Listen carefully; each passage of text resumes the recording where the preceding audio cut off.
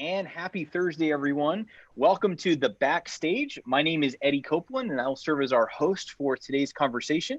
I serve as the Executive Director of Church United with the National Christian Foundation here in South Florida, where I lead a gospel city movement of churches that are coming together to connect and collaborate for the sake of mission, but using soul care and this investment below the waterline in each other's lives, where we've become friends first, and then we say, what could we do for the sake of the kingdom together? And I'm joined today by three great friends. I'm joined by Jimmy Dodd, who is the president of Pastor Serve, Dr. Eric Brown, who is a licensed professional counselor and faculty member at Wheaton College in their School of Psychology and Counseling, and then the one and only Mindy Caliguire of soulcare.com as her night job, and also in her day job serves as the executive team over at Glue, where she's given much of her life's work to providing soul care for church leaders across the country. You have tuned into The Backstage. This is a project of resilientchurchleadership.com, and it's where we take a moment just once a week to kind of pick up the manhole cover of our souls and peer down and look into what are the things in the backstage of our lives that we need to bring some attention to, bring some resourcing to, and elevate this dialogue, that it's actually in the backstage where we find the fuel for our front stage. Because here at resilientchurchleadership.com, we believe it's the backstage that will always inform our front stage. And at the end of the day, it's healthy leaders that lead healthy churches, and it's healthy churches that are really going to change the fabric of our cities. So I would love to jump right into today's topic. Today's topic is going to be fun. It's on friendship and how friendship can actually save our ministries and serve as such a key component to resiliency and thriving in ministry. So if I could, Jimmy, I'm actually just going to start with you. You actually wrote an entire chapter on this in your book. And I would love to know, why did you identify friendship, or the need for friendship, as one of the essential rules a pastor needs to thrive?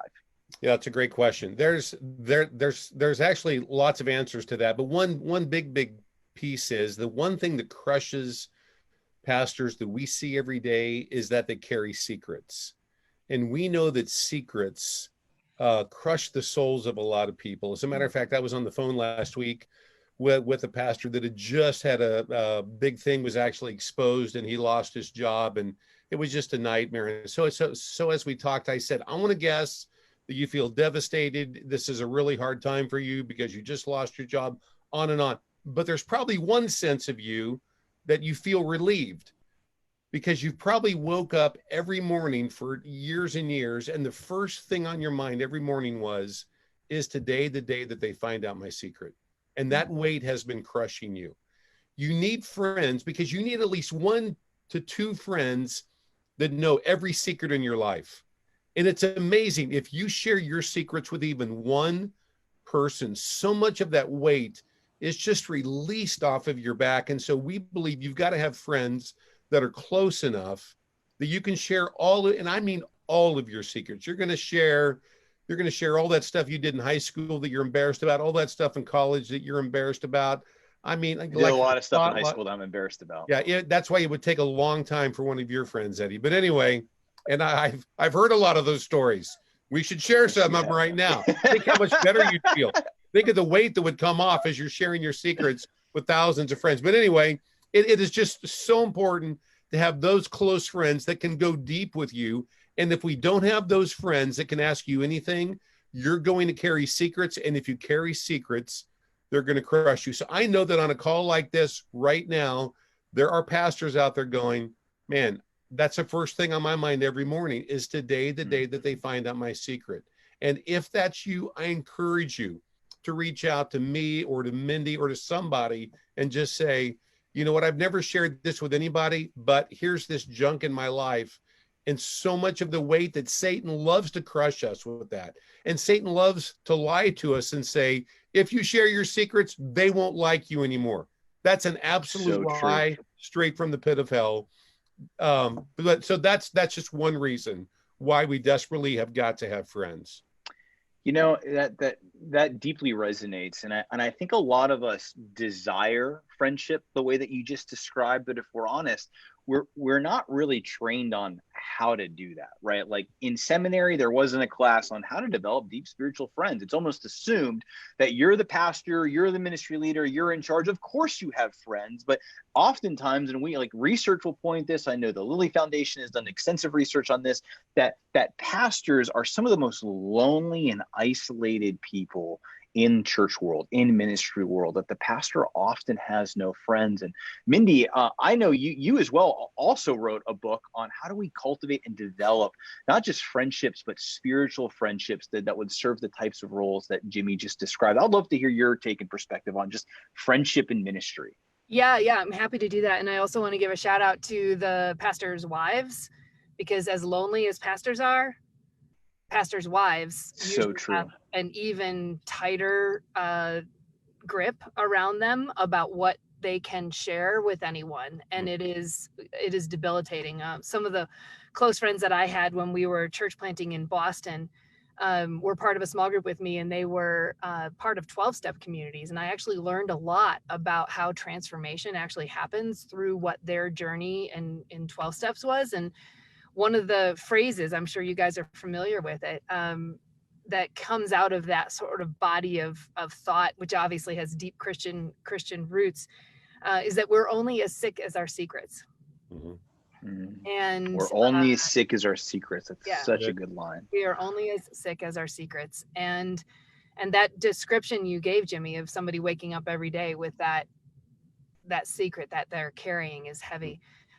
But to take it out of the like super heavy zone, although that absolutely relates to this, my observation is the fun factor, the joy of life, is contributed to by the friends that we have, like the people that they light up when we walk into a room, and vice versa. And we enjoy one another's company, and we learn and grow and play with our kids and do all those kinds of fun things. And so I would call that friendship. And then a subset, ideally, of our friends, the people we hang out with and really enjoy time, are more intentional around a spiritual friendship. That I think of it as a core spiritual practice. One of the pillars of soul care in one's life is the intentionality we bring to the kinds of relationships that are quite mutual, but open us both up to levels of transformation where God is reshaping who we are at the core of our being. And I believe there's a unique way that the Spirit moves, that God moves through ordinary relationships to heal and restore and enliven and envision and do all kinds of really powerful things through very ordinary relationships. But so those I think anybody has value in developing those kinds of relationships, but in ministry it can be very difficult to develop those kinds of relationships because of the dynamics you mentioned, Eddie, where somebody is put on a pedestal, and we end up creating systems that I've even heard some seminaries recommend that you don't become friends with anybody in a 50-mile radius of your church. And I feel like that is like toxic advice. That's crazy. That's crazy advice. Let's just call it what it is. That's crazy. It's crazy. And so, but part of the challenge isn't just, there's the resistance that any one of us has to being known in some of the interior places that activate shame and all that kind of stuff. So there's like the harder stuff that we might resist. But I found that a lot of times friendships in ministry fall apart, not because the person in ministry is unwilling to go there, but because people stop relating to them as a friend, as a normal person. I had dinner with a friend who had been in executive leadership to a huge church in St. Paul, Minneapolis area a number of years. And they described that having been part of the church, they had this active, vibrant group of friends, growth, all that stuff, joined the staff of the church. And all of a sudden, their friends were asking them about, hey, can you talk to somebody about my kid hasn't really gotten connected in the high school ministry? And it's like, whoa, like, wait. The whole dynamic changed. I'm not in the friend zone anymore. And I find that as much it's difficult because our congregations don't know how to receive us as leaders that are very much on journey and have, are in process just as much as anybody else. And so there's usually, I think, an education process, a normalizing of what does growth look like? How are we all on this journey? I, like all of you, have a couple places that I process my stuff. I hope you all have that. Dismiss this idea that you should be friends with everybody, which is ridiculous. You can't. Anyway, so I see Eric's head nodding. I'm so curious. Yeah. I don't know if that's helpful, but I think this is, I'll say one last thing. My own journey into soul recovery began with intentionality around some new rhythms for me, new spiritual practices that I hadn't given myself time or permission to pursue in the past. And so I was a mess. In the midst of that, the one area where I was like, oh my gosh, I'm experiencing new life. I'm experiencing transformation. I'm like finding myself willing to forgive or have grace, or like all these things started bubbling up in me. And you guys, prayer was great. Reading the scripture was great. But by and large, I was finding that transformation was happening through these ordinary friendships. And that's what took me on this path of learning, because I think it was a big surprise to me that that was a primary way that God's Spirit was starting to shape and reshape me. So good. And I don't think it's thought of as a spiritual practice. We're not intentional about it. It's very much an afterthought. So I think it's vital. So Jimmy's actually going to walk us through an exercise later on in the webinar. Cool. On like, how do we find those people that fill our tank? But before we do that, Eric, I would love to hear from you on what are just the psychological benefits of having the types of friendships that we're describing, and how do we go about building those things? Good. I was nodding so heartily at what Mindy was saying, because I was a senior pastor for 11 years. Mm-hmm. And what I remember very specifically is I had to learn to not try to be friends with just the people who were most interested in me, okay? That we're friends with people, there has to be a mutual interest in our lives, right? If they're highly interested in me and I'm not highly interested in the details of their lives, then they're fans, okay? And at the same time, there needs to be this mutual vulnerability that Jimmy is talking about, right? So I train counseling students, and we always ask them the first semester, what's the difference between a counseling relationship and a friendship, right?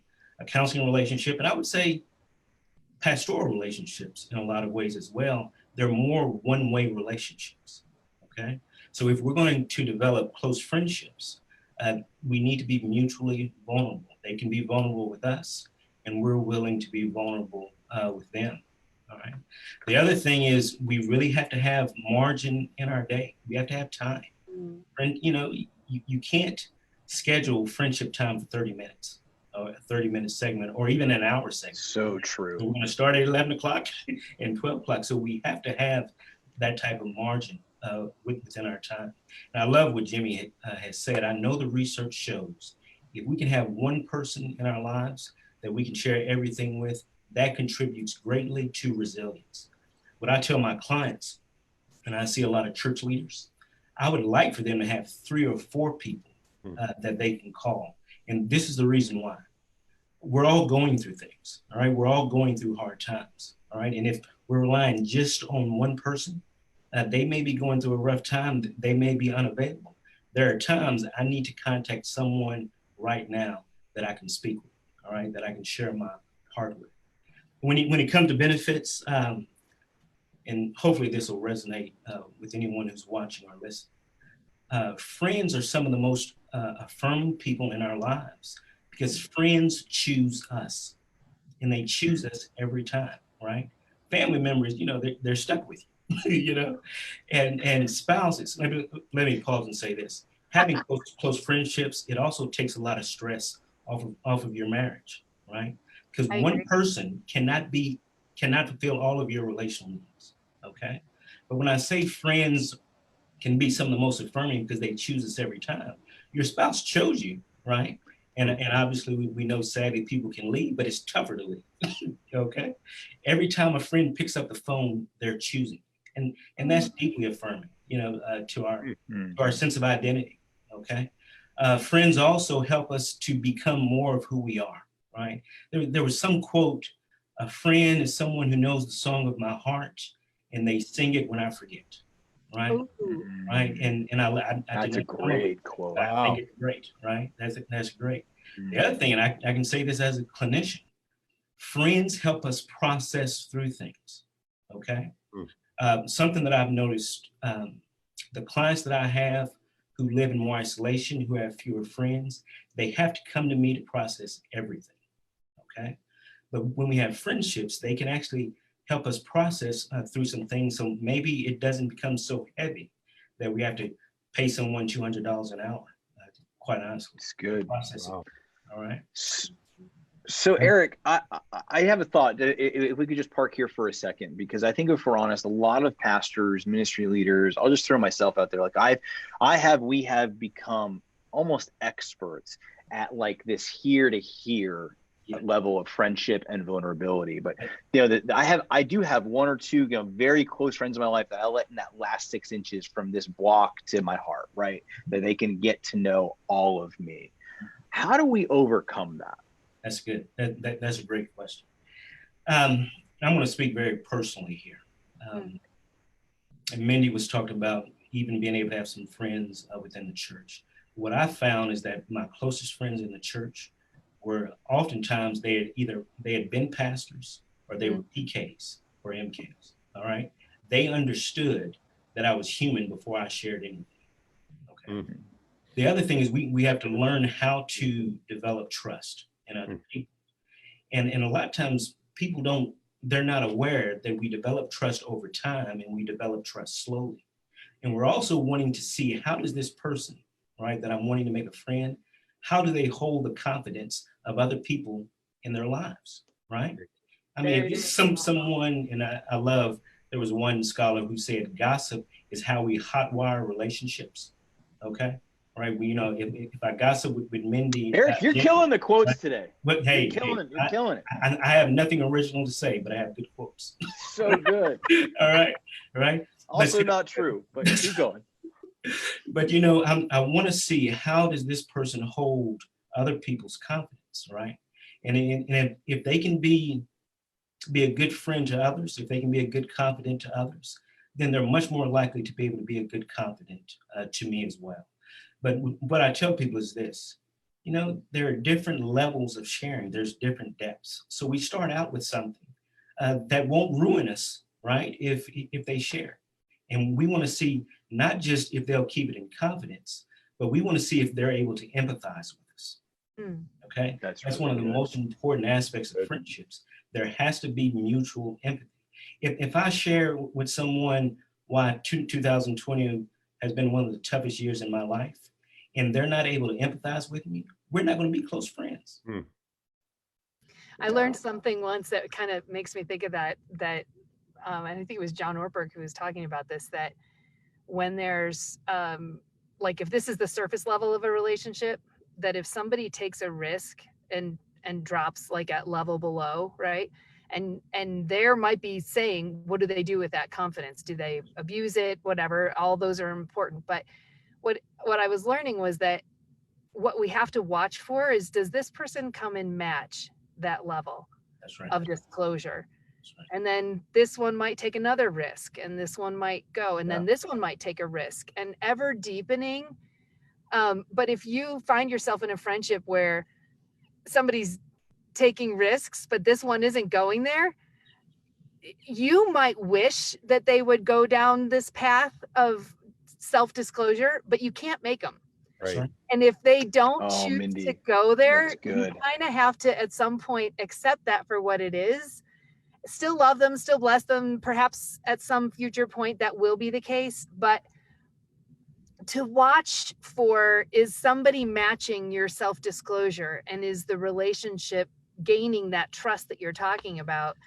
It seems like that's something we kind of can sense in our, I don't know, somehow we have a read on that. Like, am I like laying myself out there, and like they're like, hey, yeah, it's happy Friday, like, I'm going to venture to say that pastors understand what you just said. Ministry leaders understand what you just said.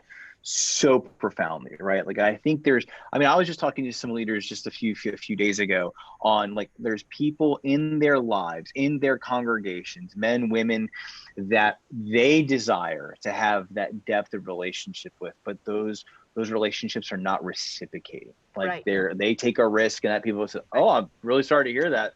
Gosh, that's never happened to me." Or, "Man, like my kids are great." And you're like, I know that's not true, but like you're not willing to take that Right. depth down with me. Yeah. And I mean, go ahead. Yeah, Jimmy, Yeah. go ahead. So I would say that you just have to have wisdom, because I think that works actually both ways. Because as a pastor, I can think of one guy, one of the most dysfunctional guys in our church, and he came to me, pours out all of his sins, and he said, "Okay, pastor, your turn." You I'm said that thinking, you would never share that story about me. yeah.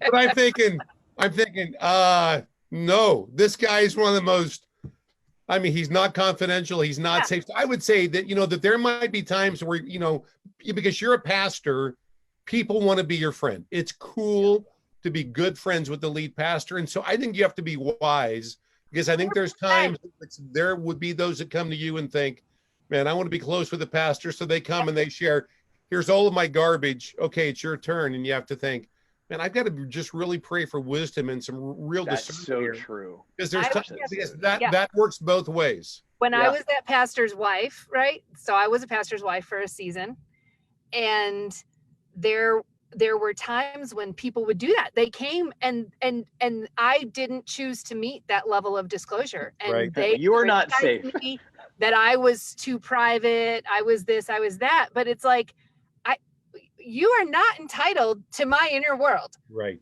That's just because you shared yours. So true.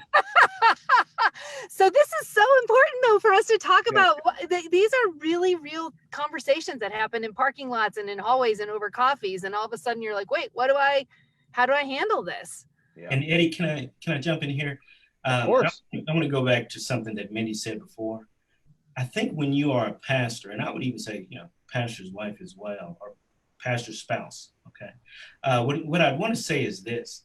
I think if we're going to try to develop close friendships with people in our church, we need to have an overt conversation about it, right?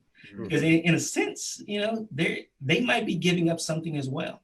Think about Mindy's story, right? They might not be able to come to you to try to get influence in certain ways, that they could have done before, right?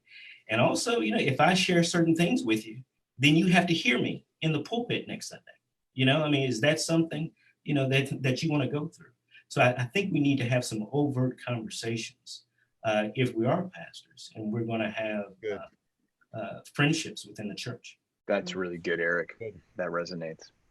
Hey, since we're talking about, can you talk a little bit? I'd love to hear your perspective, Eric, on the other side of this coin, at least that I've witnessed in my own life in Sphere Circle, is how much guilt and shame is associated with not going deep in friendship, right? Like not taking that risk and cultivating that one or two friends.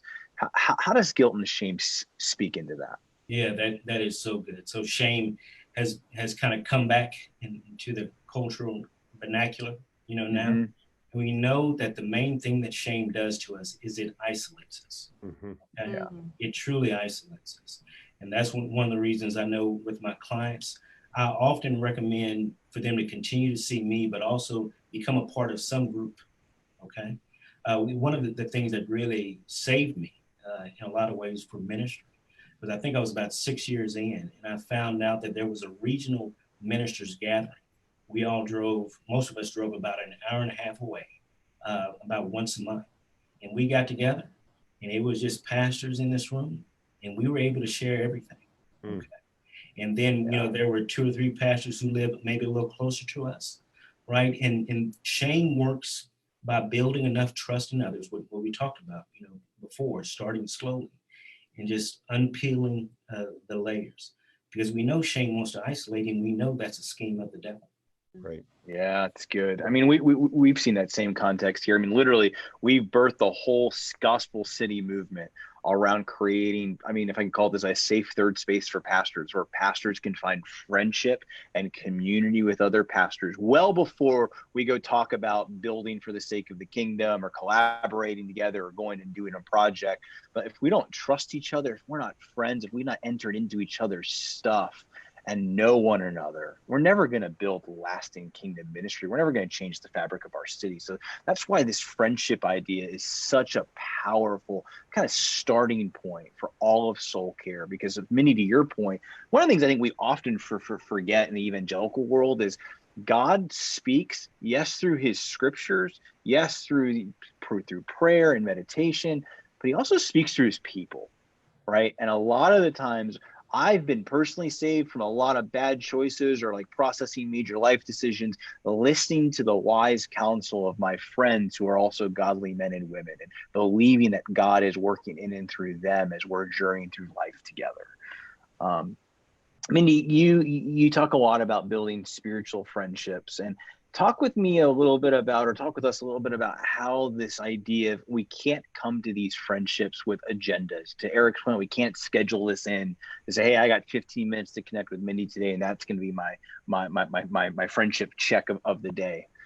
In fact, this whole project, really, everything we're doing here, how we all met was just coming together with no agenda. Hey, let's all meet in the Keys for 3 days. Let's not have an agenda. We have no idea what we're going to talk about, but let's just talk about what God's doing in our lives and in soul care and just what are we processing. And we had no idea what God was up to, but he birthed something out of that because I believe there wasn't an agenda attached to it.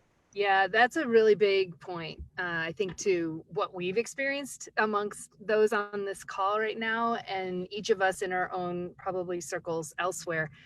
You know, as a leader, my day is consumed with knowing an agenda, driving an agenda, creating agendas for meetings, creating agendas for services, like that there's nothing wrong with being a visionary kind of person that can see into the future, at least under, we pray, God's direction, and structure a set of ideas to move a project forward. That's a gift. It's part of our calling. All right.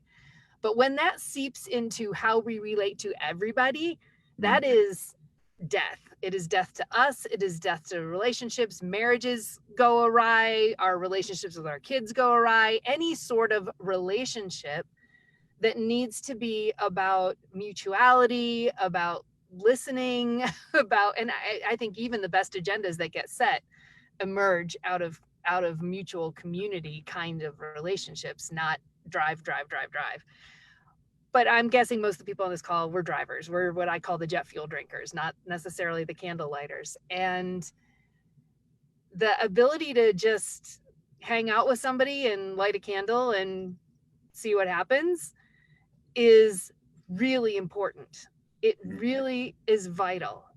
It opens up completely different parts of our brain. It opens up different possibilities that are well beyond our capacity for imagination, but are absolutely the way that God runs this upside down universe of the kingdom. And so I just think it's vital for us to learn how to be unagended with God, with others, with even the visions that we feel called and compelled to. Like, how do we learn to be present to a thing or to a person and create space for God to move? Like, that is a big idea. And it can be learned. It absolutely can be learned. Yeah. I think sometimes we cling to our agendas because we're so used to or feeling like we have to control the outcomes of anything, like angry and fearful. And my husband was just referencing this song last night, that we're no longer a slave to fear, right? Well, what does that mean when we show up in the presence of another person? Because we might have jealousy activated, or we might have shame activated, or whatever. And it's like, how do we stay there long enough to feel that stuff, not give into it, and still just hold space with curiosity and see what God is doing? That's good. I think, just go one, ahead, Jimmy. One, you know what, I think that's so good, because I think that friends can help us to see God better, because I think that friends can help us to be more open to see parts of God that we can't see. So, I mean, like a great story is the fact that there were three really good friends and they did stuff together every day. Jack, Ron, and Chuck. And so Chuck is Charles Williams, Jack is C.S. Lewis, and then Ron is Tolkien. And those three guys were the best of friends, spent all this, time together. And then there's one point in which Lewis begins to feel like a third wheel. And he just a little bit awkward. He feels like a third wheel. And then like after that, Williams dies, I think in 1945. And so Lewis thought, okay, Chuck's gone, so I'm going to spend a lot more time with Ron, and we're going to be much, much closer friends. And he said, something really strange began to happen is that the more time I spent with Ron, I knew him less and less. And then he was just really confused by that. And then he writes, then he writes in the Four Loves. He has this great section and he says, you know what, I started to just understand something. There were parts of Tolkien's personality that I could not draw out, but Chuck could. Oh, and wow.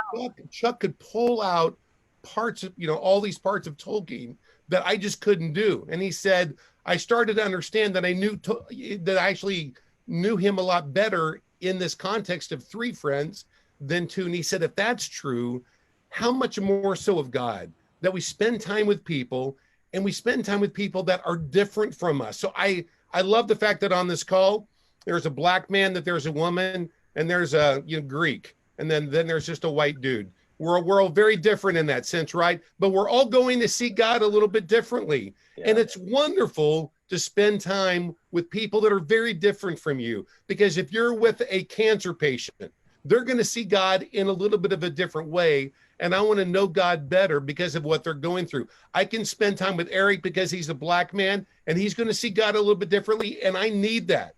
I need that perspective. And so that just means I don't want to have friends who are all 59-year-old white males. I want to have friends that are different because as I spend time with more and more friends that might be younger or actually of a different race, whatever it might be, they're going to help me to know God better because they're going to draw out these facets of God that I can't see on my own.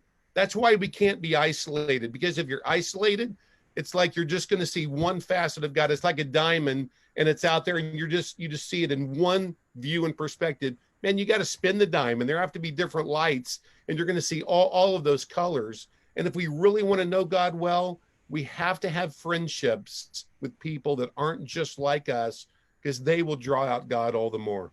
Jimmy, that is such a powerful word. And I think the only thing that came to mind that I would add to that is we also need to surround ourselves with people that don't always think we're the bee's knees, right?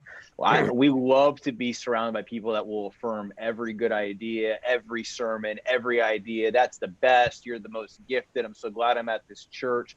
But we need people in our lives that are willing to take that risk and say, hey, man, like, I love you, but, on Sunday when we were over, you just treated this person, or you treated me like X, and it really bothered me. I'll share a personal story.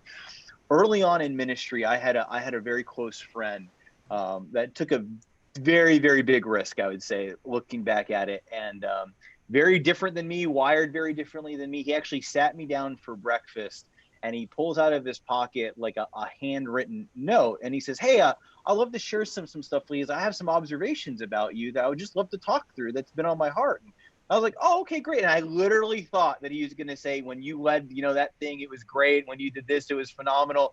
And it was actually kind of time-stamped. He's like, well, on January 2nd, 1999, you at 7:51 p.m. had this conversation, and there was a character gap here, or I witnessed you, to embellish a story here. And he went down this list of just some flaws and to use your words, Jimmy, some maturity gap index stuff that he had identified. And I remember at first getting really defensive in my head, who does this guy think he is? This isn't really a friend, no friend talk.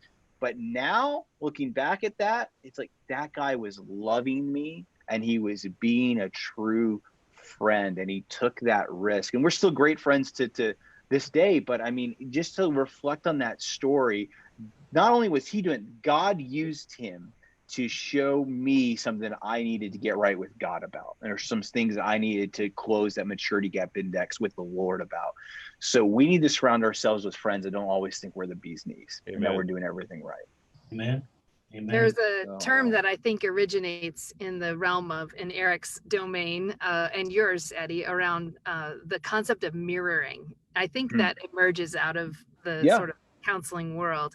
That's how I first heard of it. But I think of that as what your friend did. He held up a mirror to things that you were not able to see. And it's a really powerful thing to have a loving mirror that does exactly what you said. It opens us up to the potential for transformation in ways that, as long as we remain blind to certain things, we all have blind spots. As long as we remain blind to certain things, we're sort of not able to access or make progress in that particular area of our life because we're unaware. And I think like there's like 5 main things of like how to build a spiritual friendship. And I think the risk associated with mirroring, both on the offering kind and the receiving kind, are critical to, accepting those risks and moving forward are critical to our journey of transformation. I was telling you guys, or I was mentioning, there was a time many years ago when the idea of why we need mirrors came to me very strongly.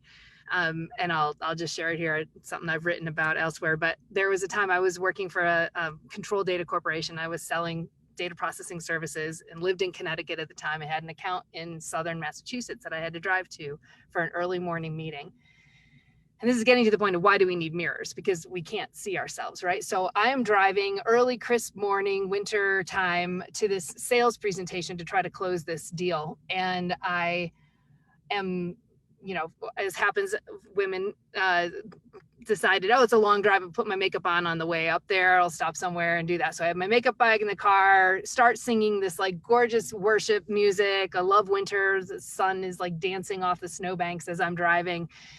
And so I'm singing, I completely forget about the makeup. And as I'm driving, I'm realizing, my lips are really chapped. I need some chapstick or something. And the only thing I could find was this lipstick that somebody had given me. It was really expensive kind, so it's really good quality, but it was terrible, like color that never should have been on my face.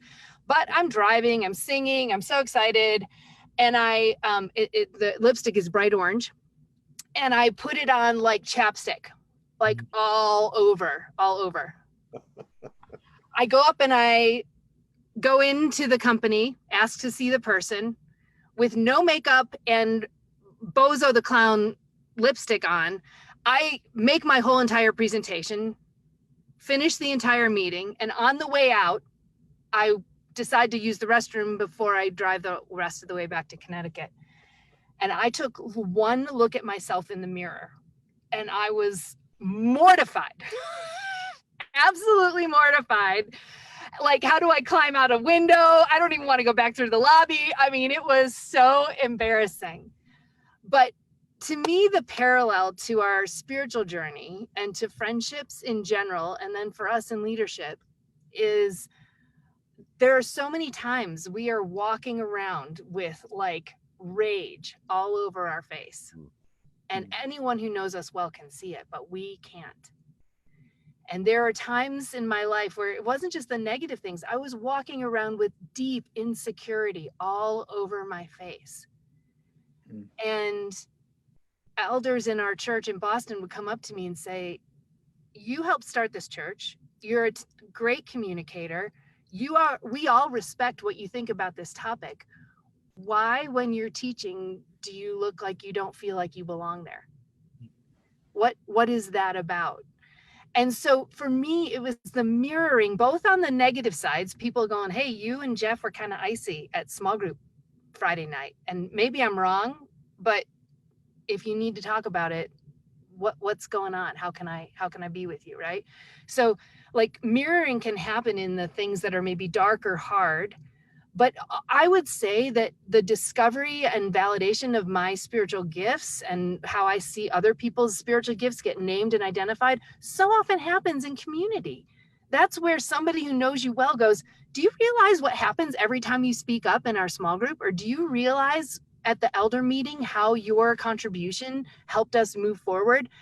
a lot of times we're blind both to our flaws and to our gifts. And I think developing capacity, and Eric, I would love to know how you train people to do mirroring, because I've done a hack job of trying to introduce the concept to people, but I'm sure I've not done well.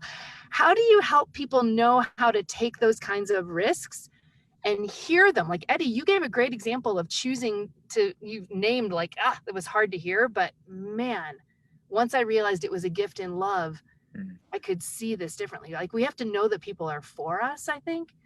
Yeah. But I'm not a trained counselor. I can say this just really briefly. We can invite those conversations. And what I've told people is the more dominant your personality, okay? I'm talking to church leaders. If you have a high D on that disc in inventory, it's going to be important for you to invite those conversations. I've only done this once. I don't want to come off as a saint. It was about 7 years ago, and I was just stuck in my life, relationally, professionally. I knew something was off. And so I actually wrote a letter to 5 friends, really close friends who I trusted. I mean, I had to deeply trust them. And I asked them about 5 areas of my life. And then I added a 6th question that was just open-ended. You know, I'm asking you for really constructive criticism, because I wanted to hear something from someone who wasn't angry at me. Yes. Right.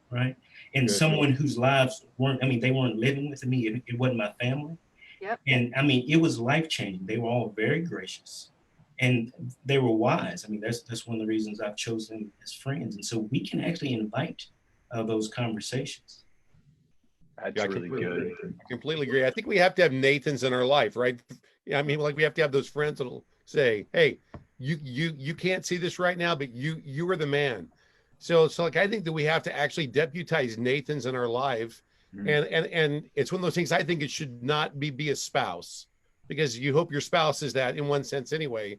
But you have to have those close friends that see you on a consistent basis, that see you like almost every day and say, "Hey, listen, I know that I want to have some things in my life that just because of who I am and my culture, my upbringing, whatever it might be, that I will just miss. And so I need you to speak into my life." Right. So, you know, years and years ago, it's, "Hey, you know what? I know you have a quick wit and you like to make jokes, and you make jokes at times at your own expense, but at times it's like at even your wife's expense. And we might be like in a group after church and everybody laughs and your wife laughs, but I can see that it hurts your wife, and I don't think that you can see it." And it's like, oh my, it just crushed me. But I thought, okay, that's a blind spot. I can't, that's a blind spot. That's really good. You have to have friends that are close enough to, and you know what, that's the thing that's so hard to do. You have to be very, very intentional about that, I believe, which is just what Eric just said. You have to be intentional and ask them, "I need you to be a Nathan to me. I need you to come to me when you see things that I'm just not seeing, and help me." We desperately have got to have friends like that. It's good. Yeah. Eric, I just had a question that came in from our audience that's directed towards you. And as a reminder, if you're listening to this on Zoom or on Facebook Live, and you've got a question or want to hear anything more from any one of us, please go ahead and put that in the comment box on Facebook or in the Q&A here on Zoom. But one of our listeners just said, "Eric, would you please speak to the boundaries that are needed to be good friends to a pastor? And where do pastors find friends?" Oh, wow, that's so good. And I'm assuming that's coming from a person who is not a pastor, right? I'm going to assume that too. Yeah, I'm going to answer this. Well, that's such a great question. And I'm getting emotional because usually people don't ask that question. How can I, be a better friend to a pastor? One is you really do have to respect the boundaries of the pastor, okay, her or himself. And what I mean by that is you do invite, right? I had church members who would invite me to lunch and they paid, all right? Or invite me to coffee. And they wanted me to know, they explicitly stated, "Listen, I think about you, often, and I pray for you.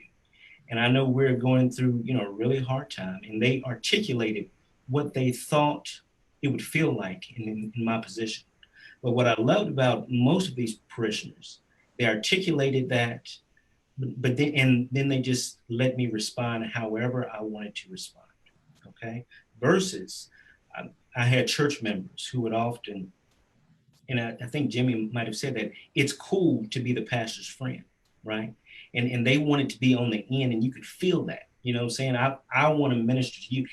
It felt more like a control issue or a power issue. If I can be the pastor to the pastor, right? There was some power dynamic involved in that. So bottom line is this: we can invite pastors to share with us whatever they want to share, with their experience, but then respect whatever boundary that the pastor sets. Good. That's really good. It's great. Great wisdom. I had another question here. This one's for Jimmy. Jimmy, why do you think, from all the pastors that you have communicated with in your ministry, why is friendship often one of the hardest things for us as pastors? Yeah, because there's a risk in it. That there's a risk that you could be hurt in it. And that there's just a lot of stories about, wow, I went to this person and I thought that they were safe, and it turns out that they weren't safe, and they told other people. There's lots of nightmare stories about there.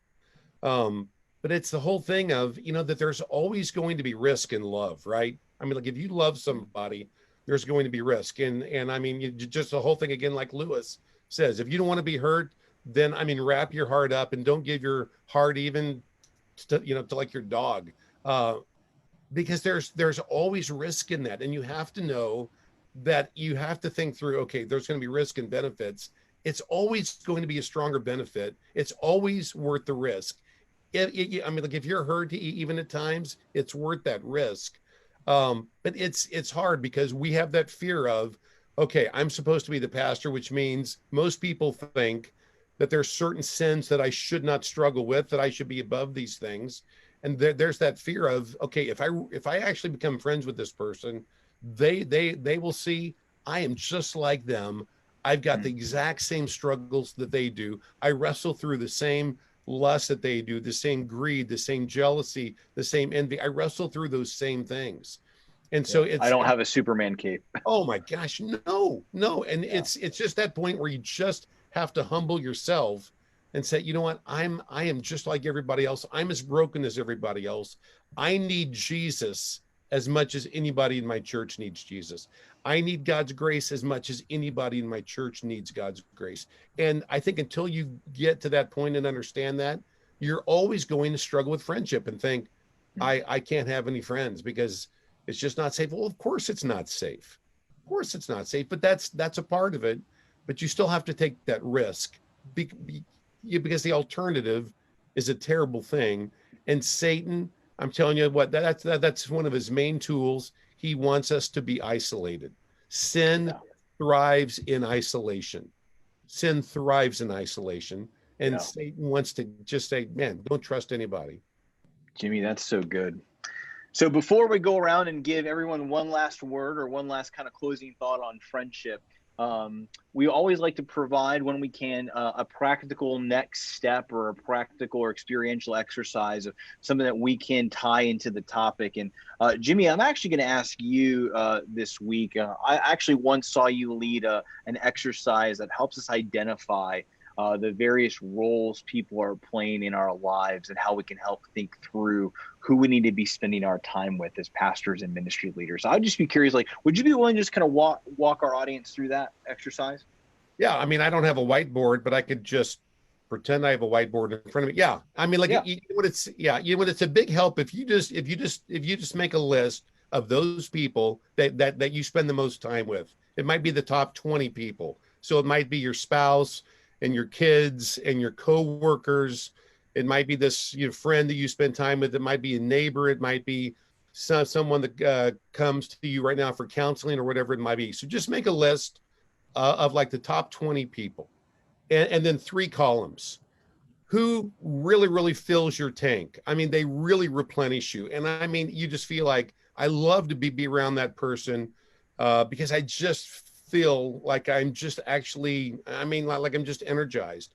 And then who, actually drains you. You think, man, every time I'm around that person, I just feel like they just suck out there, they just suck everything out of me. I just feel drained. And then who's actually neutral? You're like, well, I don't know if I feel really filled or if I feel drained. It's just actually neutral. Now, you know what, you have to be very honest on this list, because I've been with lots of pastors as they walk down that list. And for example, like you get to your spouse and you think, I know that my spouse should fill me, but to be honest, you know what, it might be neutral. You know what, you have to be honest. It might be kids. It might be, you know, child A fills me, child B fills me, child C and D and E, they all three drain me. You just have to be honest. And then just you go down every name. That person fills me, that person drains me, that person drains me, that person fills me, that person's neutral. Once you have that list, just look at it. If you have everybody that fills your tank, maybe you're not called to be a pastor, because you're going to be drawn to some people naturally that will drain you. That's just a part of pastoral ministry. Yeah. But if you have that complex as a pastor of, you know what, I've got to be with all these people that have massive needs, and if you go down that list and it's drain, drain, drain, drain, drain, drain, you know what, you're in trouble. You got to have more people that fill your tank than drain your tank. You've got to have people that you feel replenished around. You have to have friends that replenish you, because if you're constantly around those that drain you, that will not work. That is not sustainable. If everybody drains you that you're with, and you have this mindset of, well, as a pastor, I'm called to be with draining people. That is one piece of it. But as a pastor, you also have to be wise, and you also have to know, I've got to have those friends in my life that fill my tanks. I would say just kind of look through that whole list and make sure that you have those in your life that are playing significant roles, that are filling your tank, especially if you're in a hard marriage and a hard family and you're thinking, okay, the top 6 people I spend with as far as time, it's all drain. Man, it's all the more important. You've got to have some close friends that can really speak into your life and that can fill your tank right now. That just has got to be balanced, and far too many pastors are completely unbalanced. There's a great book that was written by that. It was by, it's by Wayne Cordero, called Running on Empty. I had to think for a second. That's a great book about the buckets and the fact that you have to be filled up. So I would say that's just got to be, very, very, just very true for every pastor. Jimmy, that was really helpful. And I remember being impacted by that when I went through that with you. And I'm sure our listeners were very much benefited by that. I had a question, though, that came in from one of our listeners as you were walking through that. And it says, in all seriousness, what advice would you have if my spouse is on the draining list in this season of our lives? That's so easy. I want to let Eric and Mindy answer that. Eric. Let's start with Eric. Okay, Eric, come on, counselor. Yeah. Okay. So what I'm going to recommend you do, honestly, is, I do believe in counseling. All right. I do believe in therapy. The other thing I would do is see if you can develop friendships with other couples as well. Okay.